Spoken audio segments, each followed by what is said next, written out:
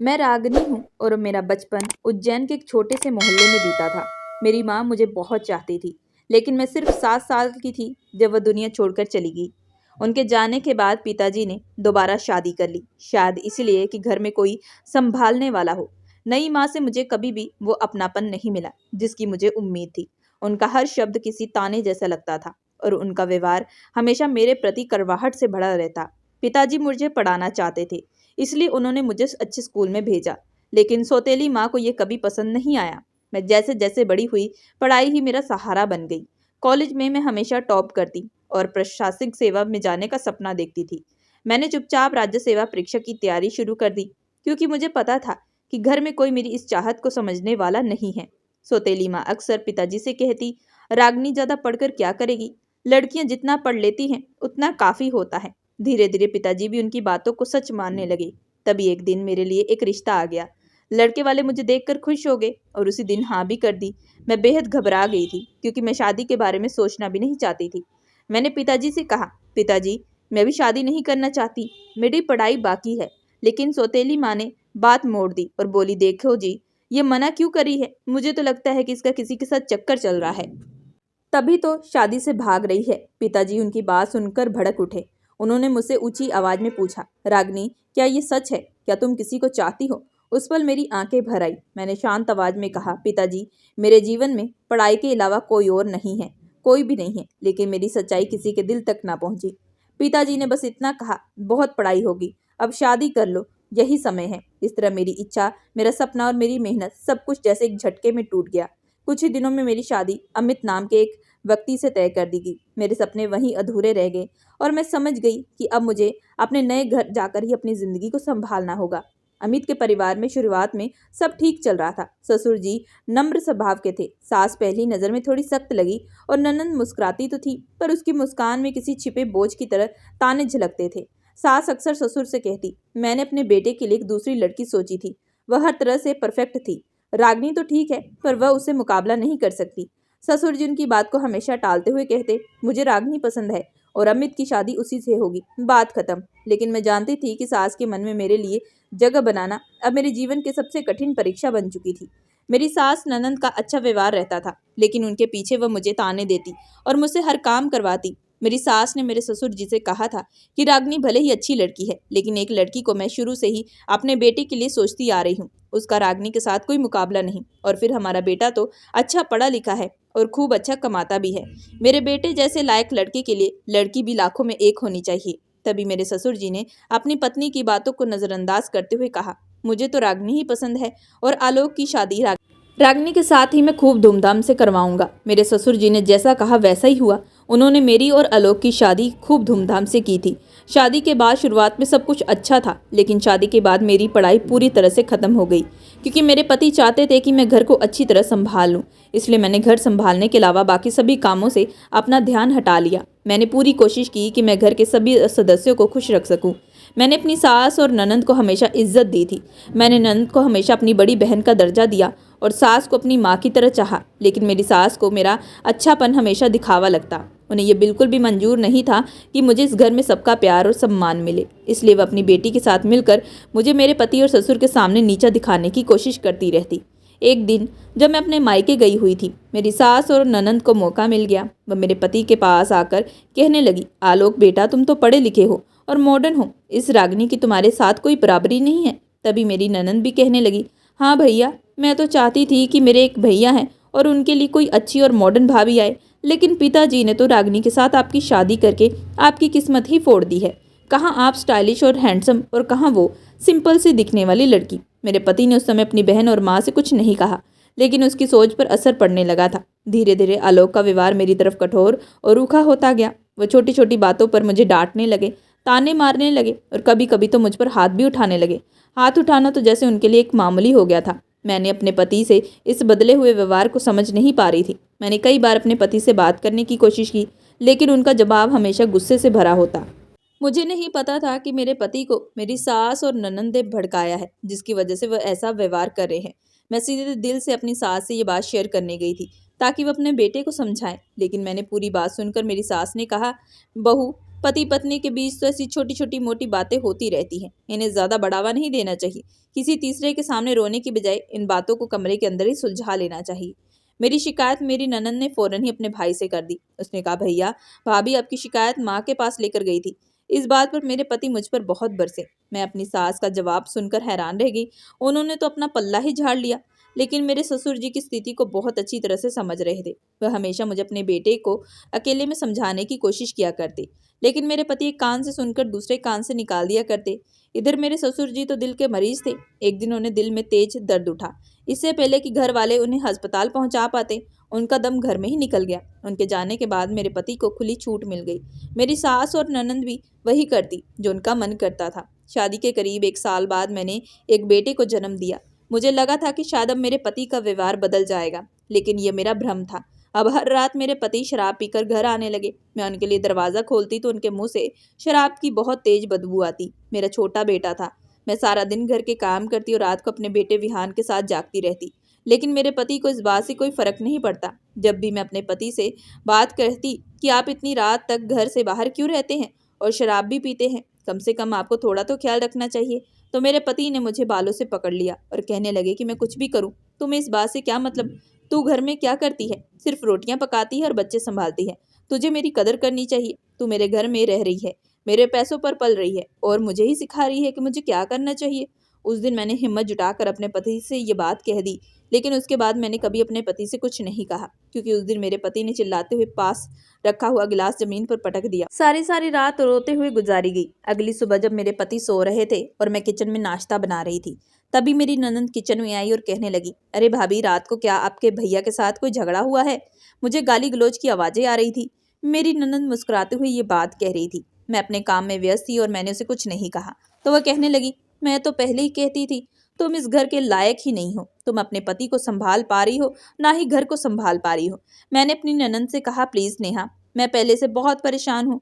मैंने धीमे शब्दों से उससे कहा, परेशान तो भैया है, तुम्हारी वजह से। तुमने उसकी जिंदगी खराब कर दी है। यह कहकर वह नाश्ता उठाकर किचन में चली गई। मैं बाकी के कामों में व्यस्त थी। जल्दी जल्दी अपने पति के उठने से पहले सारे काम खत्म कर लेना चाहती थी, क्योंकि उसके बहुत सारे काम होते थे। थोड़ी देर बाद मेरे पति की गुस्से से भरी कड़कड़ाती आवाज आई, रागनी, अरे रागनी, कहाँ मर गई हो? मैंने जल्दी से कहा, जी मैं अभी आई। किचन के सारे काम छोड़कर मैं जल्दी से कमरे में चली गई। मेरी सांसें तेज हो रही थी। मैंने जल्दी से साड़ी के पल्लू से अपने हाथ पोंछे और कमरे में पहुंचने से पहले ही फिर से मेरे पति ने जोरदार आवाज लगाई, तुम्हें सुनाई नहीं देता? मैं कब से चिल्ला रहा हूँ। मैंने कांपती हुई आवाज से कहा, जी क्या हुआ? आलोक कहने लगे, तुम्हें कितनी बार कहा है कि मेरी पहली आवाज में ही मेरे सामने हाजिर हो जाया करो। उसके हाथ में टी शर्ट थी। उसने वह शर्ट मेरे मुंह पर फेंकते हुए कहा, जल्दी से इसे प्रेस कर दो, मुझे ऑफिस जाना है। मैंने जल्दी से अपने पति की शर्ट उठाई और उसे प्रेस करने लगी। वह बाथरूम से नहाने चले गए। थोड़ी देर बाद उनकी आवाज आई, रागनी, तौलिया कहाँ है? जल्दी से तौलिया लेकर आओ, मुझे देरी हो रही है। मैं प्रेस छोड़कर जल्दी जल्दी तौलिया लेने के लिए दौड़ी। बाथरूम के दरवाजे पर पहुंचकर मैंने तौलिया अंदर बढ़ाया। यह लीजिए, आलोक ने जोरदार आवाज में कहा। यह भी तुम्हें हर बार याद दिलाना पड़ेगा क्या? उन्होंने तौलिया खींचते हुए कहा। मैं जल्दी से पलटने के लिए मुड़ी तो मेरा पैर बेड के कोने से लग गया। मैं दर्द से कराते हुए लेकिन जल्दी से शर्ट प्रेस करने पहुंची। जैसी मेरी नज़र शर्ट पर पड़ी, मैं शॉक्ड रह गई। शर्ट का एक हिस्सा जल चुका था। मैं डर गई और सोचा कि अब क्या होगा। मेरा शरीर कांपने लगा। इतनी देर में बाथरूम का दरवाज़ा खुला और मेरे पति बाहर आ गए। कहने लगे, मेरी शर्ट तैयार है। जैसे उनकी नज़र उनकी जली हुई शर्ट पर गई, उनकी आंखें गुस्से से लाल हो गई। उन्होंने कहा, तुमने ये क्या कर दिया? ये मेरी परफेक्ट शर्ट थी। मैंने कहा, सॉरी, गलती से ये सब कुछ हो गया। तभी मेरे पति जोर से चिल्लाए और कहने लगे, तुमसे काम भी ठीक से नहीं होता। मैं वहीं खड़ी रो रही थी। इतनी ही देर में मेरी सास बड़ी शान के साथ कमरे के अंदर आई। कहने लगी, अरे बेटा, एक शर्ट ही तो जली है, तुम्हें इतनी सी बात पर इतना गुस्सा करने की क्या ज़रूरत है? तुम्हें तो पता ही है कि इस बेचारी से कोई काम ढंग से होता ही नहीं। उन्होंने कहा, मैं अभी तेरे लिए दूसरी शर्ट निकाल कर प्रेस कर देती हूँ। मेरी सास अलमारी की तरफ गई और अलमारी खोलते हुए कहने लगी, मैंने तो तुझे कहा था कि मेरी मर्जी की लड़की से शादी कर ले, मगर तू भी अपने पिता का कहना मानता रहा। अगर उस दिन तू कह देता कि मुझे पिताजी की पसंद की नहीं बल्कि माँ की पसंद की लड़की से शादी करनी है, तो शायद तेरे साथ ऐसा ना होता जैसे अब हो रहा है। सास की बातें मेरे दिल को चीर रही थी। मैं किसी तरह अपने आंसुओं को रोकने की कोशिश कर रही थी। मैं कमरे से निकलकर किचन में चली गई और वहाँ जाकर फूट फूट कर रोने लगी। नाश्ता तैयार करने के बाद दोबारा मैं कमरे में गई। मेरी सास मेरे पति की शर्ट शर्ट पर प्रेस करने के बाद कमरे में जा चुकी थी। मैंने उन्हें नाश्ता दिया और हिम्मत जुटाकर कहने लगी कि आप मुझ पर इतना गुस्सा क्यों करते हो? मैं मानती हूँ कि मुझसे गलती हुई है, लेकिन आप मुझसे आराम से भी तो बात कर सकते थे। क्या ये बात चिल्ला कर करनी जरूरी है? ये सुनकर मेरे पति ने मुझे घूरते हुए देखा और कहा, इसमें भी मेरी गलती है? मैंने कहा, नहीं, आपकी कोई गलती नहीं है। लेकिन मेरे पति का चेहरा देखकर मेरी आवाज़ टूटने लगी। वो कहने लगे, अच्छा, अब तुम मुझे सिखाओगी कि मुझे कैसे बर्ताव करना है? इतनी ही देर में उन्होंने मेरे बाल पकड़ लिए। मैं जोर से चिल्ला उठी, छोड़ दीजिए, दर्द हो रहा है। मैंने बड़ी मुश्किल से उनकी पकड़ से अपने बाल छुड़ाए। मैंने कहा, मैं भी इंसान हूँ, इस तरह का व्यवहार सहन करना मेरे बस की बात नहीं है। मेरी आवाज़ रोने जैसी हो गई थी। मेरे पति का गुस्सा सातवें आसमान पर था। वह जोर जोर से कहने लगे, अच्छा, क्या करोगी तुम? बोलो ना, बोलो। ये कहते हुए उन्होंने मेरे मुंह पर जोरदार थप्पड़ मार दिया। थप्पड़ की आवाज़ पूरे घर में गूंज उठी। मेरा सिर चकराने लगा। मैं सदमे में आ गई। मेरी आंखों में आंसू भर आए, लेकिन मैं खामोश रही। दरवाजे पर खड़ा मेरा 5 साल का बेटा विहान ये सब खामोशी से देख रहा था। उसकी मासूम आंखें पिताजी की इस हरकत से डर गई। वह दौड़कर मेरे पास आया। मैंने उसे गले से लगा लिया। उसने कहा, पापा, आप मम्मी को मत मारा करो। मेरे बेटे की आवाज़ कांप रही थी। मेरे पति गुस्से में तमतमाते हुए बोले, अपनी माँ की तरह तू भी बस बोलने लगा है? लगे हाथ, आज तेरी भी अकल ठिकाने लगा देता हूँ। ये कहते हुए जैसे ही आलोक मेरे बेटे पर हाथ उठाने लगे, मैं उनके आगे आ गई। मैंने कहा, नहीं, आप मेरे बेटे को हाथ लगाने की कोशिश मत करना। मेरी आंखों में गुस्सा और बेबसी थी। इधर आलोक गुस्से से उबलते हुए मुझे बुरी बुरी तरह गालियां देने लगे और कुछ देर बाद कमरे का दरवाजा जोर से पीटते हुए कमरे से निकल गए। दरवाजे की जोरदार आवाज़ के बाद कमरे में एक अजीब सा सन्नाटा छा गया। मैं अपने बेटे को गले से लगाकर फूट फूट कर रोने लगी। मेरा बेटा कहने लगा, मम्मी, पापा आप पर इतना गुस्सा क्यों होते हैं? वह बहुत डरा हुआ था। उसके किसी सवाल का जवाब मेरे पास नहीं था। मैं सब कुछ बर्दाश्त कर सकती थी। कुछ सोचकर मैंने एक बैग में अपने बेटे के कपड़े रख लिए और चुपचाप अपने मायके चली गई। जब मैं मायके पहुंची तो मुझे लगा कि शायद मेरे माता पिता मुझे सहारा देंगे और मेरी तकलीफ को समझेंगे। लेकिन जैसे ही मैंने अपनी सौतेली माँ और पिताजी को बुरी बात बताई कि उनके रिएक्शन ने मुझे अंदर तक झकझोर दिया था। काफ़ी देर तक माँ और पिताजी कमरे से बात करते रहे। फिर बाहर आकर मेरे पिताजी ने गहरी सांस लेते हुए कहा, देख बेटा, हर घर में छोटी छोटी बातें होती हैं। कभी कभी गुस्से में आवाज़ ऊंची हो जाती है, लेकिन इसका मतलब ये नहीं कि बात को इतना बढ़ाया जाए। तुम्हें समझना चाहिए, मुझे पिताजी से ऐसी उम्मीद नहीं थी। मैं सब कुछ खामोशी से सुन रही थी। तभी मेरी सौतेली माँ आगे बढ़ी और कहने लगी, देखो रागनी, लड़कियों का घर तो उसका ससुराल ही होता है। अब तुम लड़ झगड़ कर यहाँ बैठी रहोगी तो समाज में हमारी क्या इज्जत रह जाएगी? जैसे तैसे करके अपनी गृहस्थी चलाओ। मैंने कांपते हुए शब्दों से कहा, लेकिन पिताजी, मैं उस नर्क में वापस नहीं जाना चाहती। पिताजी ने गुस्से में जवाब दिया, बस अब और बहस मत करो। रागनी अब तुम्हारे भले के लिए ही कह रहे हैं। कल सुबह तुम वापस अपने घर जा रही हो। वहां जाकर अपनी जिम्मेदारियों को निभाओ और ठंडे दिमाग से काम लो। जल्दबाजी में किए गए फैसले हमेशा गलत होते हैं। उस रात मैं बहुत रोई, लेकिन अपने दिल में तकलीफ लेकर सारी रात छत को घूरती रही। मेरे दिल में दर्द था। मेरी माँ तो सौतेली थी, लेकिन मेरे सगे पिताजी भी मेरी तकलीफ को समझने के लिए तैयार नहीं थे। अगली सुबह मैं चुपचाप अपना बैग उठाकर ससुराल वापस लौट आई। दरवाज़ा खोलते ही मेरी सास की आवाज़ सुनाई दी, अरे आ गई महारानी, तेरे माता पिता तुझे 2 दिन भी नहीं रख पाए? मैंने सोचा कि इन्हें जवाब देने का कोई फ़ायदा नहीं, इसलिए खामोशी से आगे बढ़ गई। अब मेरे पति और मेरी सास ये बात अच्छी तरह समझ गए थे कि मुझे मायके में भी कोई सहारा नहीं मिलेगा।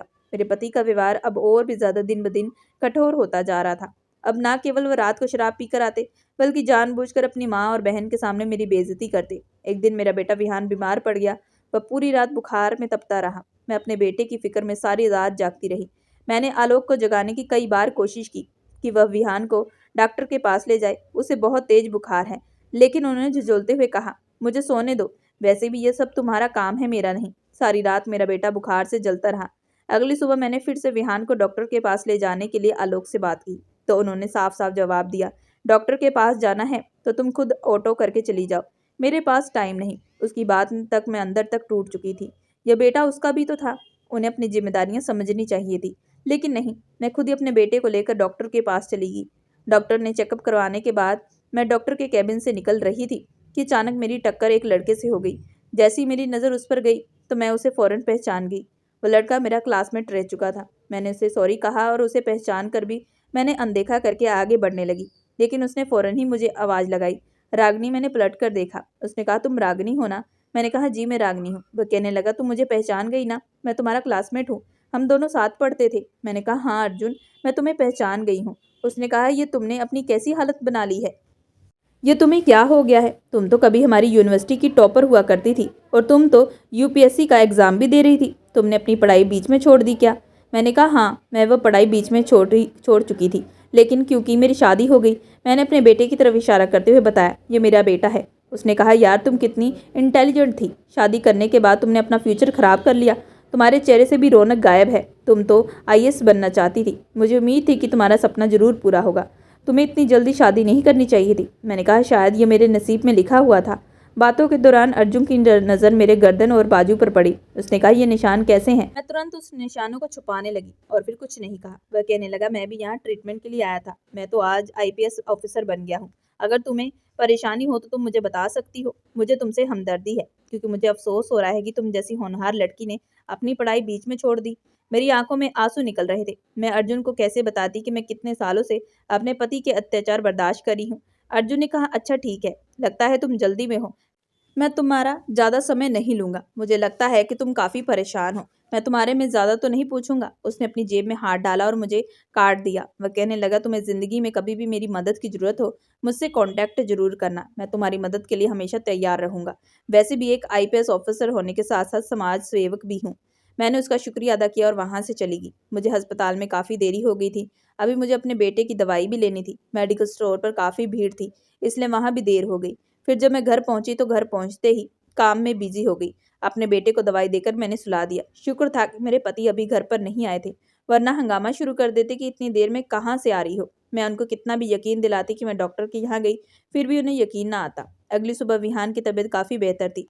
विहान को स्कूल भेजने के बाद मैं नाश्ता बनाने जुट गई। तभी मेरे पति कमरे से बाहर आकर नाश्ता करने जा रहे थे कि अचानक नेहा कमरे में आ गई। वह मेरे पति से कहने लगी, भैया मुझे आपसे कुछ कहना है, आप अपनी पत्नी को काबू में रखिए। कल ये महारानी विहान को डॉक्टर के पास ले जाने के बहाने से पूरे 4 घंटे घर आई है। डॉक्टर के यहाँ इतना भी समय नहीं लगता, ना जाने कहाँ मटर गश्ती करती रही थी।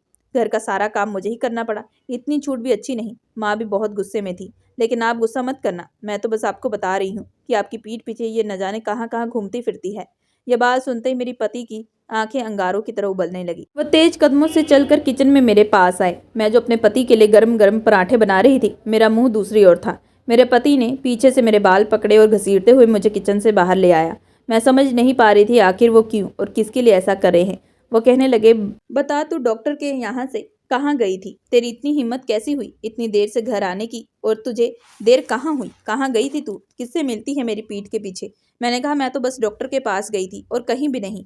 मेरे पति ने बालों को जोर से पकड़ा और कहने लगे, मुझसे झूठ बोलती है। मैंने कहा, मैं झूठ नहीं बोल रही, मैं विहान को डॉक्टर के यहाँ ही लेकर गई, वही देर हो गई क्योंकि अस्पताल में बहुत भीड़ थी। मेरे पति ने चिल्लाकर कहा, इस घर में रहना है तो कायदे कानून से रहना होगा। झूठ बोलती है, अस्पताल में इतनी देर नहीं लगती जितनी देर में तू यहाँ आई है। 4 घंटे तूने अस्पताल में क्या क्या किया? मुझे बहुत दर्द हो रहा था क्योंकि उन्होंने मेरे बालों को मजबूती के साथ पकड़ा हुआ था। इससे पहले मैं कुछ बोलती अचानक मेरे पति का फोन बज उठा और उसके ऑफिस से फोन आया। वह इन बातों को भूल गए थे और आज उन्हें जल्दी ऑफिस जाना था। मेरे पति ने मुझे झटके से जमीन पर पटक दिया और बिना नाश्ता किए ही घर से बाहर निकल गए। शोर की आवाज़ सुनकर मेरी ननंद और सास भी वहां खड़ी होकर सारा तमाशा देख रही थी। उन दोनों ने में से किसी ने भी मुझे अपने पति से बचाने की कोशिश नहीं की। मेरा शरीर दर्द से कराह रहा था, लेकिन मेरा मन में जो आग लग रही थी उसने मुझे उठने और कुछ करने की हिम्मत दी। मैंने अपने आंसू पोंछे, दूसरी तरफ देखा तो मेरी सास और नेहा आपस में खड़ी होकर एक दूसरे को देखकर खूब मुस्कुरा रही थी। मैंने सोच लिया था कि अब मुझे अपनी और अपने बेटे की जिंदगी को सुधारने के लिए कुछ न कुछ तो करना ही पड़ेगा। मैंने घर के सारे काम खत्म किए और अपने सारे डॉक्यूमेंट और सर्टिफिकेट निकाले। मैंने तय कर लिया कि मैं आत्मनिर्भर बनूंगी। मैं शहर के हर कॉलेज और स्कूल की वेबसाइट पर जाकर नौकरी की तलाश करूंगी, लेकिन जहां भी वैकेंसी थी वहां एक्सपीरियंस कैंडिडेट की ही मांग थी। लेकिन मेरे पास तो एक्सपीरियंस था ही नहीं, बल्कि अब तो मेरी शादी को 6 साल गुजर चुके थे। फिर भी मैंने हार नहीं मानी और कई जगहों पर ईमेल और आवेदन भेजे। शाम के समय मेरे मोबाइल पर नजर गड़ाई नौकरी के किसी भी जवाब का। मैं इंतजार कर रही थी कि तभी दरवाजे पर तेज आवाज आई। मैं चौंक गई और फौरन ही दरवाजा खोलने गई। सामने मेरे पति खड़े थे, उनके हाथ में लिफाफा था। मेरे पति ने वो लिफाफा मुझे दे दिया। मैंने जैसे वो लिफाफा खोलकर देखा तो उसके अंदर एक कागज था। उस कागज पर जो शब्द लिखे थे उसका हर एक शब्द जैसे किसी तीर की तरह मेरी आत्मा पर वार कर रहा था। ये तलाक के पेपर थे। मैं कांपती आवाज में बोली, डिवोर्स? मेरे पति आलोक मुस्कुराते हुए कहने लगे, हाँ, और यह भी जान लो कि मेरा बेटा विहान मेरे पास रहेगा, क्योंकि तुम बेरोजगार हो, कोई काम धंधा नहीं करती, इसलिए उसकी देखभाल करने के काबिल नहीं हो तुम। मैंने कागजों को गौर से देखा, फिर अपने बेटे की तरफ देखा। मेरी आंखों में आंसू तैर गए। एक दिल तो किया कि जोर जोर से चीख कर रो, तो दूसरा दिल किया कि मुझे अपने पति के सामने कमजोर नहीं दिखना चाहिए, बल्कि खुद को हिम्मत में संभालना चाहिए। आज अगर मैं हार गई तो मेरे बेटे का फ्यूचर मेरी तरह बर्बाद हो जाएगा। नहीं, मुझे कुछ तो करना ही होगा। मैंने तसल्ली से काम लिया और उन पेपर्स को लेकर कमरे के अंदर चली गई। मेरे पति मुझे आंखें फाड़ कर इसी तरह देखते रहे, क्योंकि मैंने बड़ी मुश्किल से अपने आंसू पर कंट्रोल किया था। उनके सामने मेरी आंखों में से एक भी आंसू नहीं टपका। कमरे के अंदर जाकर मैं लेट गई और सारी रात यही सोचती रही कि मुझे अब क्या करना है। अगली सुबह मैंने अपने पर्स में से वह कॉन्टैक्ट वाला कार्ड निकाला जो मुझे अर्जुन ने दिया था, जो कभी मेरा क्लासमेट हुआ करता था। उस पर उसका मोबाइल नंबर लिखा था। मैंने उस नंबर को डायल किया और जैसे अर्जुन ने कॉल रिसीव की तो मैंने बता दिया कि मैं बोल रही हूँ। वह कहने लगा, हाँ बोलो, क्या बात है। मैंने उसे कहा कि तुमने मुझसे कहा था कि तुम मेरी मदद कर सकते हो। आज मुझे तुम्हारी मदद की जरूरत है। उसने कहा, हाँ बताओ, तुम्हें कैसी मदद चाहिए। मैंने कहा, मुझे घर की जरूरत है। क्या तुम मेरे लिए किराए के घर का बंदोबस्त कर सकते हो। उसने चौंक कर कहा, मगर तुम तो शादीशुदा हो, तुम्हें किराए के घर की क्या जरूरत। फिर मैंने उसे अपनी पूरी जिंदगी के बारे में बताया। ये यहाँ रहते हुए मैं किस तरह अपने पति और ससुराल वालों के अत्याचार बर्दाश्त करती रही हूँ। फिर काफ़ी देर तक वह मेरी पूरी कहानी सुनता रहा। मैं रो रो कर उसे अपनी कहानी सुना रही थी। फिर उसने कहा, मुझे तुम पर पहली नज़र में देखते ही तरस आ गया था, क्योंकि तुम्हारी आंखों में साफ दिखाई दे रहा था कि तुम बहुत ज़्यादा परेशान हो। पहले तुम अपने सपनों को पूरा करने के लिए भी इतनी परेशान नहीं दिखाई देती थी। तुम तो बहुत ही खुशमिजाज और समझदार टैलेंटेड लड़की थी। आखिर तुम्हें क्या हो गया था। तुम्हें शादी के बाद भी समझदारी से काम लेना चाहिए था। तुम्हारी शादी तो 6 साल हो चुके हैं और तुम अभी तक अपने पति के अत्याचार को बर्दाश्त करती रही। तुम्हें यह अन्याय बिल्कुल भी सहन नहीं करना चाहिए था, बल्कि तुम्हें शुरू में ही इस अन्याय के खिलाफ आवाज़ उठानी चाहिए थी। तुम मुझे डाइवोर्स देने के लिए वो सोच रहा है और वह मेरे बेटे को भी मुझसे दूर करना चाहता है। मैं सब कुछ बर्दाश्त कर सकती हूँ, मगर अपने बेटे से दूरी बर्दाश्त नहीं कर सकती। मैं उससे अलग होकर जी सकूंगी। मुझे आपकी मदद चाहिए। हो सके तो आप मेरे लिए रहने का बंदोबस्त कर दीजिए। अर्जुन कहने लगा, हाँ क्यों नहीं। अगर तुम्हें बुरा ना लगे तो तुम मेरे घर में भी रह सकती हो, क्योंकि मैं एक सरकारी फ्लैट में रहता हूँ। मेरा घर तो यहाँ खाली ही पड़ा हुआ है और तुम वहां जाकर रह सकती हो। मैंने कहा, नहीं, मैं तुम्हारे घर में नहीं रह सकती। अगर तुम्हारे घर पर आई तो मेरे करैक्टर पर कीचड़ उछाला जाएगा। ये लोग इस बात को कोर्ट में मेरे खिलाफ इस्तेमाल करेंगे। इस तरह मैं और ज़्यादा बदनामी में चली जाऊंगी। अर्जुन ने कहा, अच्छा ठीक है, कोई बात नहीं, तुम परेशान मत हो, मैं तुम्हारे लिए किराए का घर ढूंढता हूँ और कोई फिक्र मत करना, मैं हमेशा तुम्हारी मदद के लिए तैयार हूँ। यही वह समय है जब तुम्हें खुद को साबित करना है और मैं तुम्हारे साथ हूँ। अर्जुन ने उसी दिन अपने घर के पास ही एक छोटा सा घर ढूंढ कर मुझे दिलवा दिया। मैंने अपने और बेटे के कपड़े पैक किए और विहान को तैयार किया। साथ ही अपने कुछ इकट्ठे किए हुए पैसे भी उठाए और मौका देकर चुपचाप घर से निकल गई। रात के समय जब मेरे पति घर वापस आए तो मैं हमेशा की तरह उन्होंने मुझे आवाज़ लगाई, रागिनी मेरे लिए पानी लेकर आओ। लेकिन घर में सन्नाटा था। उन्होंने किचन में झांक कर देखा तो वहां भी कोई नहीं था। उन्होंने फिर विहान के कमरे में झांक कर देखा तो वह खाली पड़ा हुआ था। फिर वह वापस अपने कमरे में आए तो उनकी नज़र टेबल पर रखे हुए एक लिफाफे पर पड़ी। उन्होंने लिफाफा खोल कर देखा और अंदर से मेरे हाथ का लिखा हुआ लेटर पढ़ने लगे। मैंने लेटर में कुछ इस तरह से लिखा था, आलोक, मैंने आपके साथ बहुत साल बिताए, हर ताने हर दर्द को सहती रही, लेकिन अब मैं और कुछ नहीं सह सकती। आप हमेशा मुझे कमजोर समझे थे, लेकिन अब मैं अपने बेटे के साथ नई जिंदगी शुरुआत करूंगी। आपको जो करना है आप करो, पर अब मैं आपके साथ नहीं रह सकती। लेटर पढ़ने के बाद मेरे पति को बहुत गुस्सा आया। वह गुस्से से बौखलाकर सोफे पर बैठ गया। उन्होंने तो मुझे धमकाने के लिए डिवोर्स के पेपर तैयार करवाए थे, लेकिन अब उनका दाव उन पर ही उल्टा पड़ गया। काफी देर तक वह इसी सोच में डूबे रहे, लेकिन घर के सभी सदस्य अपने अपने कमरे में जाकर सो चुके थे। मेरे पति को भूख लग रही थी। देर रात तक जब उन्हें लगातार भूख लगती रही और नींद नहीं आई तो किचन में जाकर उन्होंने देखा कि सारे बर्तन खाली पड़े हैं। उनमें से किसी भी बर्तन में खाना नहीं था। वह चुपचाप अपना मन मारकर वहीं बैठ गए और अपने कमरे में सोने लगे, क्योंकि अब उसकी पसंदीदा सब्जी के साथ गरम गरम रोटियां पकाकर खिलाने वाला इस घर में कोई नहीं था। अगले दिन में यह सब कुछ सामान्य तरीके से चल रहा था। मेरे पति ने कड़कती हुई आवाज में मुझे पुकारा, रागिनी पानी लेकर आओ, लेकिन अब उनकी आवाज सुनने वाला कोई नहीं था। वो उदास रहने लगे, लेकिन वह अब भी अकड़ में ही थे। उनका मानना था कि वह मुझे अपने घर नहीं बुलाएंगे। मैं भी उनके घर जाने के लिए तैयार नहीं थी। मैं तो खुद उस नर्क से निकल कर आई थी। अर्जुन ने मुझे किराए का घर दिलवा दिया। यहाँ पर 2-3 दिन मैंने अपने बेटे के साथ बहुत सुकून से गुजारे, लेकिन अब मैं ऐसी खाली हाथ बैठने वाली नहीं थी। अपने बेटे का भविष्य संवारने के लिए मुझे कुछ न कुछ तो करना ही था। मैं बड़ी परेशान थी, किसी अच्छी नौकरी की तलाश कर रही थी, लेकिन मुझे कहीं नौकरी नहीं मिल सकी। अर्जुन अपने घर से खाना बनाकर मेरे लिए लेकर आता, लेकिन मैं उसका एहसान कब तक ले सकती थी। मैंने उसे कह दिया कि अब तुम्हें मेरा ख्याल रखने की जरूरत नहीं है, बस एक बार मुझे नौकरी लग जाए, उसके बाद सब कुछ ठीक हो जाएगा। उसने कहा कि तुम टीचिंग कर सकती हो। मैंने कहा, टीचिंग करने का मुझे कोई अनुभव नहीं। अर्जुन ने मुझे एक सुझाव दिया। वह कहने लगा कि तुम चाहो तो इस घर में रहकर ही कोचिंग सेंटर खोल सकती हो। मैंने पूछा, वो कैसे। उसने कहा, तुम्हें याद नहीं, तुम यूपीएससी के एग्जाम दे रही थी और तुम्हें अच्छी तरह से पता है कि यूपीएससी के एग्जाम किस तरह क्लियर किए जाते हैं। मैंने ढूंढ कर तुम्हारे लिए 2-3 दिन स्टूडेंट का बंदोबस्त कर दिया है। तुम घर में ही कोचिंग सेंटर चला सकती हो। मुझे उम्मीद है कि तुम ये सब कर सकोगी। मैंने कहा लेकिन मुझे डर लग रहा है। उसने कहा कि तुम्हें अपना करियर बनाना है, पैसे कमाने हैं तो कुछ ना कुछ करना ही होगा। अर्जुन ने मेरे लिए यूपीएससी की तैयारी करने वाले 2-3 स्टूडेंट्स का बंदोबस्त किया। मैंने उन स्टूडेंट्स को पढ़ाना शुरू कर दिया। धीरे धीरे मेरे पास 1-2 और कई स्टूडेंट आ गए। मेरी काबिलियत और पढ़ाने का तरीका उन स्टूडेंट्स को काफ़ी पसंद आया। उन्हीं के माध्यम से बाकी स्टूडेंट ने भी मेरे पास आना फिर शुरू कर दिया था। इस तरह मेरी कोचिंग सेंटर 2 से 5 स्टूडेंट और फिर 5 से 10 स्टूडेंट तक पहुंच गई। मुझे खुशी हुई कि मैं कामयाब होने लगी थी। उधर मेरे ससुराल में आलोक को मेरी कमी बहुत खल रही थी। उनका अपने ऑफिस के काम पर ध्यान नहीं था। उनकी परफॉर्मेंस खराब होने लगी तो कंपनी ने उन्हें नौकरी से निकाल दिया। उसके बाद उन्हें कोई अच्छी नौकरी नहीं मिली, इसलिए उन्हें छोटी मोटी नौकरी करनी पड़ी। वहीं किराए के छोटे घर में रहते हुए मैंने सारी परेशानियों का सामना किया, लेकिन धीरे धीरे मैंने अपने लक्ष्य तक पहुंचना शुरू कर दिया। मैंने अपने कोचिंग सेंटर का नाम विहान कोचिंग सेंटर रखा, मतलब अपने बेटे के नाम पर। ऊपर वाले की कृपा से मेरी मेहनत रंग लाई। स्टूडेंट को मेरा पढ़ाया हुआ समझ आने लगा। उन्हें तरक्की हासिल होने लगी तो उन्होंने मेरे बारे में बाकी स्टूडेंट्स को भी बताया जो अच्छे अंक प्राप्त करना चाहते थे। मैं भी उनसे काफ़ी जुड़ने लगी और इस तरह मेरा कोचिंग सेंटर चल निकला। मैंने ऑनलाइन भी अपने कोचिंग सेंटर के विज्ञापन डालने शुरू कर दिए। दिन रात की परवाह किए बिना मेरी मेहनत जारी रही। 3 से 4 महीने की मेहनत रंग लाई और मेरे पास काफ़ी स्टूडेंट हो गए। उसके द्वारा दिए गए कुल चार्ज इतने ज़्यादा हो गए कि मेरा घर आराम से चलने लगा। मैंने अपने बेटे की पढ़ाई भी चालू रखी। उधर मेरे ससुराल में मेरे घर से निकलने के बाद वहाँ का माहौल पूरी तरीके से बिगड़ गया था। मेरी सास तो कोई काम नहीं करती, जबकि मेरी ननद नेहा को मजबूरी में घर के सारे काम करने पड़ते। नेहा बर्तनों को पटक पटक कर बड़बड़ा रही थी। आलोक जब भी घर में दाखिल होते और अपनी बहन से खाना या नाश्ता मांगते, वह गुस्से में कहती, भैया मैं आपकी नौकरानी नहीं हूँ, आखिर मैं भी इंसान हूँ, हद हो गई है आप, कितना काम करूँ। जगह जगह घर में मेरी सास ने अपनी बेटी को आवाज़ लगाई, अरे नेहा बेटी, मेरी दवाइयाँ तो दे दे, तूने अभी तक नहीं दी। बहू होती तो समय पर मेरे सारे काम कर दिया करती। अब एक एक करके सबको मेरी याद आ रही थी। नेहा ने अपनी माँ से चिल्लाते हुए कहा, मैं कोई नौकरानी नहीं हूँ, मैं अब किसी को कोई काम नहीं करके दूंगी। भाभी को ही वापस बुला लो, इससे पहले कि ये घर पूरी तरह बर्बाद हो जाए। तभी आलोक भड़क उठे और कहने लगे, मैं उसे कभी वापस नहीं लाऊंगा, वो अपनी मर्जी से गई है तो खुद ही वापस आएगी।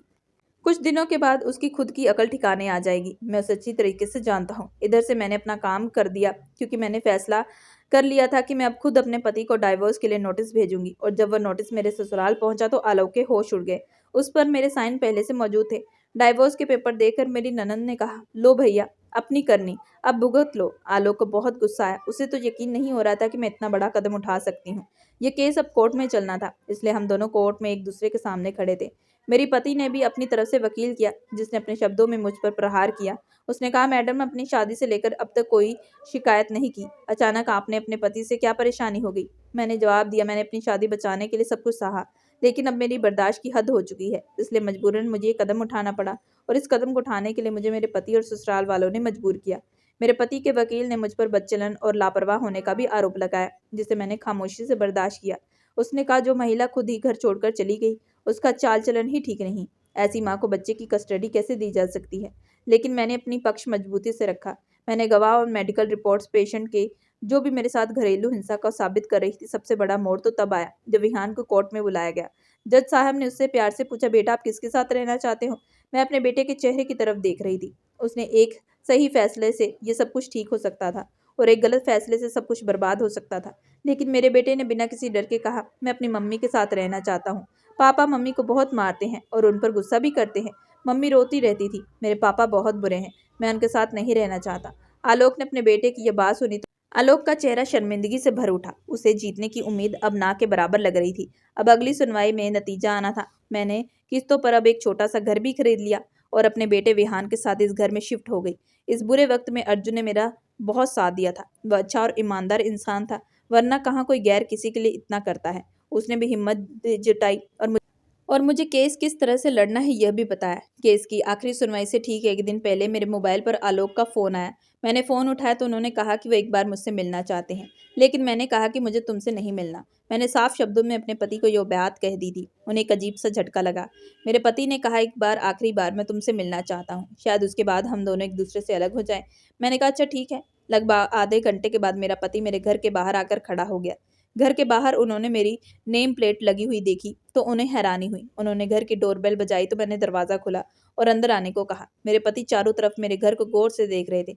मेरा छोटा-सा घर अंदर से बहुत सुंदर था। घर में हर तरह की सुविधाएँ मौजूद थी। मैंने उससे कहा, आपको बात करनी है? उन्होंने कहा, बस मैं तुमसे 5 मिनट बात करना चाहता हूँ। मुझे अपनी गलतियों का एहसास हो गया है। तुम्हारे जाने के बाद मैं पूरी तरीके से अकेला हो गया हूँ। उस दिन मैंने अपने पति के चेहरे की बेबसी देखी। उन्होंने कहा, तुम्हारे बिना घर बिखर गया है। माँ बीमार है और नेहा से घर का कोई काम नहीं होता। सच कहूँ तो कोर्ट में जो कुछ भी मेरे बेटे ने मेरे लिए कहा, उसके बाद से मैं अपनी ही नज़रों में गिर चुका हूँ। मैंने तुम्हारे साथ बहुत बुरा किया है।